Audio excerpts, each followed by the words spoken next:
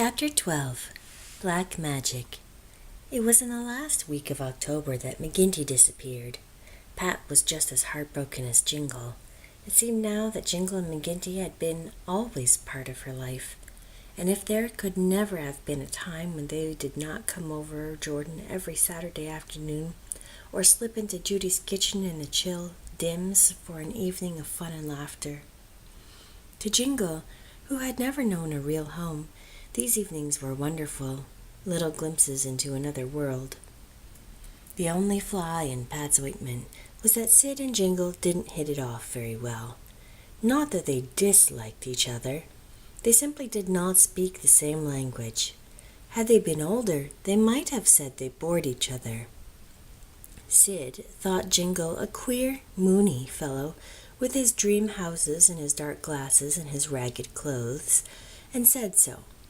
Jingle thought Sid had a bit too high an opinion of himself, even for a gardener of Silverbush, and did not say so. Thus it came about that Pat and Sid played and prowled together after school. But Saturday afternoons, when Sid wanted to be off with Joe at the farm work, she gave to Jingle. For the most part they spent them in happiness, and Jingle built no end of houses and had a new idea every week for the house he was going to build for Pat. Pat was interested in it, although of course she would never live anywhere but at Silverbush. They explored woodland and barrens and stream, but Pat never took Jingle to the secret field. That was her and Sid's secret, just as happiness was hers and Jingle's. Pat hugged herself in delight. Secrets were such lovely things. She used to sit in church and pity the people who didn't know anything about the secret field and happiness. McGinty went everywhere with them, and was the happiest little dog in the world. And then there was no McGinty. Pat found Jingle in happiness one afternoon, face downwards amid the frosted ferns, sobbing as if his heart would break. Pat herself had been feeling a good deal like crying. For one thing, that hateful maid Binny had given Sid an apple in school the day before. A wonderful apple, with Sid's initials and her own, such cheek, in pale green on its red side. May had pasted the letters over the apple weeks before, and this was the result. Sid was quite tickled over it, but Pat would have hurled the apple into the stove if she had dared. Sid put it on the dining room mantel, and she had to look at it during every meal. Then, too, Sid had been cross with her that morning because it had rained the day before. "You prayed for rain Thursday night, I heard you," he reproached her, "and you knew I wanted Friday to be fine." "No, I didn't, Siddy," wailed Pat. "I heard Dad saying the springs were so low, and the one that Jordan comes from that's why I prayed for rain. I'm sorry, Siddy."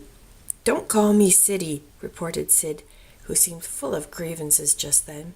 "You know I hate it." "I won't ever again," promised Pat. "Please don't be mad at me, Sid, I just can't bear it." "Well, don't be a baby then. You're worse than Cuddles," said Sid, but he gave her a careless hug, and Pat was partially comforted. Only partially. She set off for happiness rather dolefully, but the sight of Jingle's distress drove all thoughts of her own troubles from her mind. "Oh, Jingle, what's the matter?" "McGinty's gone," said Jingle, sitting up. "Gone?" "Gone, or lost. He went with me to the store at Silverbridge that night before. He disappeared. I couldn't find him anywhere. Oh, Pat." Jingle's head went down again. He didn't care who saw him cry.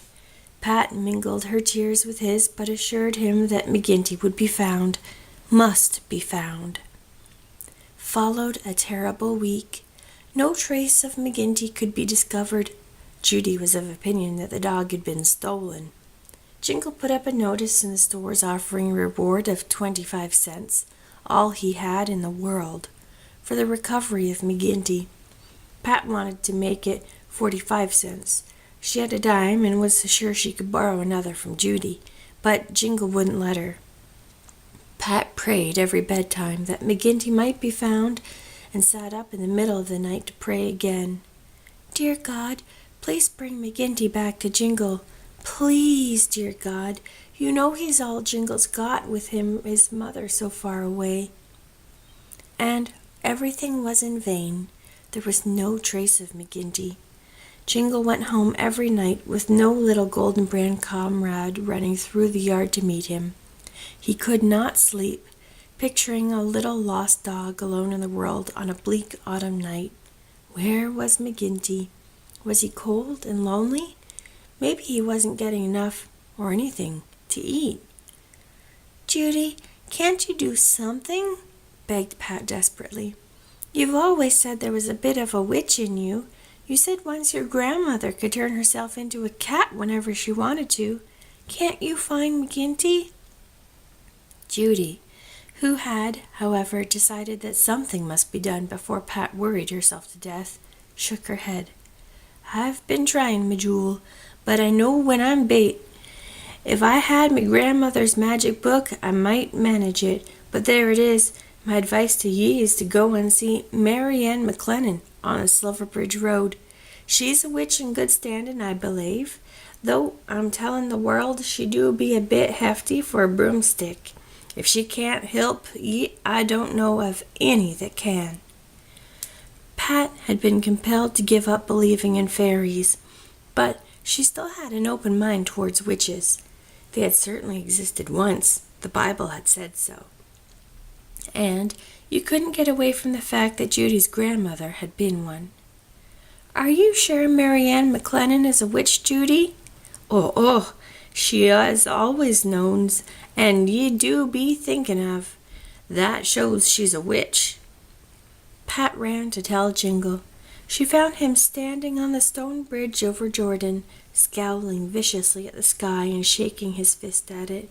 Jingle, you're not praying that way. No, I was just telling God what I thought of the whole business, said Jingle despairingly. But he agreed to go the next evening to Mary Ann McClellan's. They asked Sid to go too, the more the safer. But Sid was training a young owl he had caught in the silver bush and declined to have any truck with witches. They started off staunchly, although Joe, going off to plow the mince pie field, with a delightful jingle of chains about his horses, solemnly warned them to watch out. Old Mary Ann signed her name in the devil's book, you know. I'd jump out of my skin if she looked crosswise at me. Pat was not easily frightened and remained in her skin. If God, seemingly, wouldn't pay any attention to your desperate little prayers, could you be blamed if you resorted to a witch? Mind you're home afore dark, cautioned Judy. Sure, and 'tis Hallow Eve this blessed night, and all the dead folks will be welking. You just do be telling Mary Ann your story straight out, and do as she bids ye. Jingle and Pat went down the lane, where the wind blew the shadows of bare birches about, and waves of dead leaves lay along the spruce hedges. The late autumn sunshine flowed goldenly about them. The hill of the mist wore a faint purple scarf. Pat had on her new scarlet tam, and was pleasantly conscious of it, amid all her anxieties about McGinty. Jingle strode along, his hands in his ragged pockets, and his still raggeder trousers flapping about his bare legs.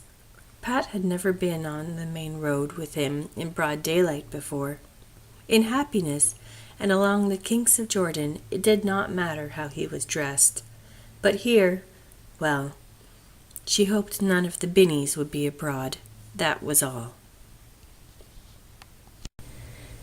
Part 2. Mrs. McClellan's little whitewashed house with its bright blue door was a good 2 miles from Silverbush, along the Silverbridge Road. A huge willow, from which a few forlorn pale yellow leaves were fluttering down on the grey roof, overshadowed it, and there was a quaint little dormer window over the door. "Oh, Pat, look at that window," whispered Jingle, forgetting even McGinty in his momentary ecstasy. "I never saw such a lovely window. I'll put one like that in your house." The window might be all right, but the paling was very ragged, and the yard it enclosed was a jungle of burdocks. Pat reflected that being a witch didn't seem like a very profitable business after all. She thought shrewdly that if she had ever signed her name in the devil's book, she would have made a better bargain than that. Jingle knocked on the blue door. Presently steps sounded inside. A prickly sensation went over Pat. Perhaps, after all, it was not right to tamper with the powers of darkness. Then the door opened and Mary Ann McClellan stood on the threshold, looking down at them out of tiny black eyes, surrounded by cushions of fat. Her untidy hair was black too, coal black, although she must be as old as Judy. Altogether, she looked much too plump and jolly for a witch, and Pat's terror passed away. "Now, who might ye be, and what might ye be wanting with me?" said Miss McClellan, with an accent 3 times as strong as Judy's. Pat had the Selby trick of never wasting words or breath or time. "Hilary Gordon here lost his dog, and Judy said if we came to you, perhaps you could find it for him. That is, if you really are a witch. Are you?" Mary Ann McClellan's look at once grew secretive and mysterious. "Whisht, child, don't be talking of witches in the open daylight like this. Little you knows what might happen, and finding a lost creature isn't something to be done on a doorstep. Come inside, and at that you'd better come up the loft where I can go on with me waving. I'm waving a tablecloth for the fairies up there. All the witches in P.E.I. Island promised to do one apiece for them. The poor little shiftless creatures left all their tablecloths out in the frost last Tuesday night, and 'twas the ruination of them." They went up the narrow stairs to a cluttered loft where Mrs. McClellan's loom stood by the window that had caught Jingle's eye. On the still, a perfectly clean black cat was licking himself all over to make himself cleaner. His big, yellow, black-rimmed eyes shone rather uncannily in the gloom of the loft. In spite of his being a witch's cat, Pat liked the look of him. What she would have felt like had she known was that he was lost and deplored Sunday, given to Mary Ann McClellan by Judy a year before, I cannot tell you. Luckily, Sunday had grown out of all recognition. Mrs. McClellan pushed a stool and a rickety chair towards the children and went back to her weaving. "Sure, and I can't be wasting a moment. It's the Queen's own cloth I'm waving, and sure enough Her Majesty'll look if it's not finished on time." Pat knew very well it was only a flannel blanket Mary Ann was weaving, but she was not going to contradict a witch. Besides, perhaps Mary Ann did turn into a gossamer web when she had finished with it. One of those things of jeweled mist and loveliness you saw on the grass and on the fern beds along the woods on a summer morning. "So, you've come to get me and find the boys, McGinty," said Mary Ann. "Oh, I know the name. I'm after knowing all about it. Your Aunt Edith's cat was telling mine the whole story at the last dance we had. Your Aunt Edith do be too grand for the likes of us, but it's little she thinks where her cat do be going to be spells. It's lucky you came in the right time of the moon. I could have done a thing for you next week, but now there's maybe just a chance. Why does that fine lady mother of yours ever be coming to see ye, young Hilary Gordon?" Jingle thought witches were rather impertinent. However, if you dealt with them, "My mother lives too far away to come often," he explained politely. Mary Ann McClellan shrugged her fat shoulders. "You're in the right to make excuses for her, young Hilary, but I've my own opinions of her, and you needn't get mad at me for saying so, because a witch doesn't have to care who gets mad. And now that I've got that off me chest, I'll be thinking of your dog. It'll take a bit of conniving." Mrs. McClellan leaned over and extracted 2 handfuls of raisins from a paper bag on a shelf. "Here, stow these away in your little insides while I do a bit of thinking." There was silence for a while. The children devoted themselves to the business of eating, and watched Mrs. McClellan's shuttle fly back and forth. Pat eyed her wonderingly. Had she really signed her name in the Devil's Big Black Book, as Joe said? Presently, Miss McClellan caught her eye and nodded. "You've got a little mole on your neck, sure, and 'tis the witch's mark. Come now, dear child, wouldn't you like to be a witch? Think of the fun of riding on a broomstick." Pat had thought of it. The idea had a charm, though she would have preferred to fly on a swallow's back, skimming over the steeples and dark spruce woods at night. But "Must I sign my name in the Devil's Book?" she whispered. Miss McClellan nodded solemnly. "I'd pick out a real nice shiny black divil for you, though, mind ye, it's the fact that even divils are not what they used to be." "I think I'm too young to be a witch, thank you," said Pat decidedly. Miss McClellan chuckled. "Sure, and it's the young witches that do be having the power, dear child. No sense in waiting till you're grey as an owl. Think it over. 'Tisn't everyone that can be a witch.